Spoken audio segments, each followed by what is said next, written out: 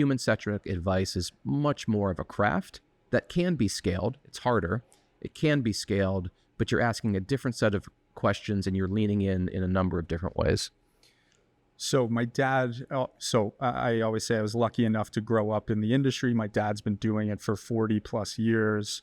And his story is along the lines of what you just shared, which is, 43 years ago, started a financial, an actual financial planning business, not a sell products business. And yet it was still about just accessing financial products. And so he delivered on that. So he was trying to convey the value to the end consumer of the mathematical stuff as it relates to a holistic financial plan and the human stuff 40 plus years ago. And yet you kind of had to default back to people's sort of fear and greed driven thoughts of, well, how do I just get a better return in my portfolio? And then he kind of delivered on that, right? Let me show you these solutions. And then all of a sudden the story was imperfect from the beginning. So it's sort of like entrenched in our DNA. I want to go try to project out or maybe force you to make a guess about the future. So this is a standalone conference.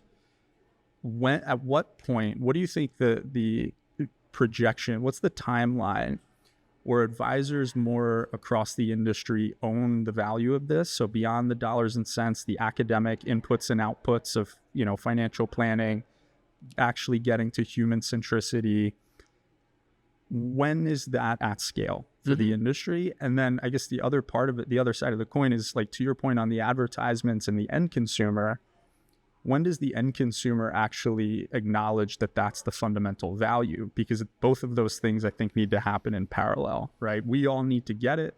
We need to understand it. We need to commit to it. But we also need to take a leap of faith, assuming that the end consumer is actually believing that that's the value. Because again, I go back to my dad. He's believed it for 40 plus years, but the end consumer is saying, show me the better return. And so we default back to a lot of that stuff. Curious how you think about that. How do we reach that escape velocity, if you will? Yeah, so I'm not sure that we do. I'm not sure if that's the framing that I would adopt. I would probably offer something adjacent, but not exactly the same. And I'd do it through the lens of supply and demand. So what is the supply of human first advice and what is the demand for human first advice? Let's start on the demand side. What does the average person want? Well, they have no idea because the industry has done a crap job at explaining what's possible. And so we do default to, okay, what was the rate of return on my portfolio? Or even worse, is the individual product that you sold me in the context of that portfolio, is that singular product, working out? Is it doing what you said? So, I have an investing background, so I understand the math of all of that, but it's a very narrow and tinny conversation. And I don't think many people fully appreciate what financial well-being is all about and how it fits into a broader life well lived. When we think about holistic well-being, I think there are four parts. There's physical well-being, emotional well-being, spiritual well-being, and financial well-being. And the first three, not only do we have sort of institutionalized help for that. So, we've got doctors, we have clergy, we have therapists and counselors. Financial well-being is sort of the odd man out, so to speak, because we have such a hard time talking about money. It's the most uncomfortable topic, more so than marriage and divorce, politics, religion, mortality. Money is all the time the number one thing we don't want to talk about. So we're already in this tough spot where people don't know what they want generally from money, let alone what they want from a financial advisor.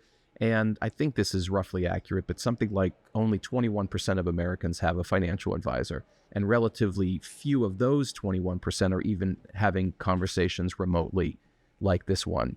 So right now, I wouldn't say there's much of a demand for this, which then creates problems on the supply front, because you have a legacy industry that is driven by product sales. And that's still, very, very prevalent. Yes, there's a sample bias in what I see because I hang out with people who do this.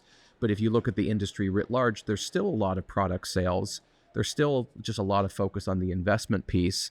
And, advisors don't want to break out of what's working. I mean, retention rates are 98, 99%. Most clients don't leave most of the time.